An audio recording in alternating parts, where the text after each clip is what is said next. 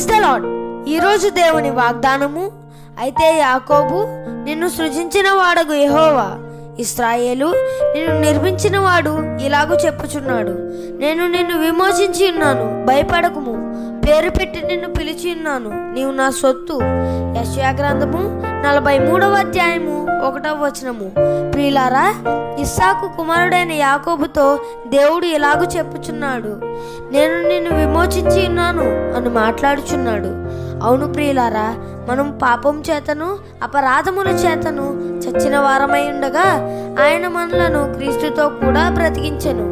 పాపులమైన మనలను కల్వరి శిలువ ద్వారా, ఆయన కార్చిన పవిత్రమైన రక్తము ద్వారా మనలను విమోచించెను.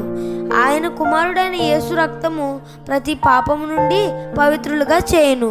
కనుక ఈరోజే మీరు విమోచింపబడి ఆయన కుమారులుగా, కుమార్తెలుగా, ఆయన రాజ్య వారసులుగా చేయబడండి. మీ జీవితాలలో ఈ వాగ్దానం దేవుడు నెరవేర్చునుగాక. ఆమెన్.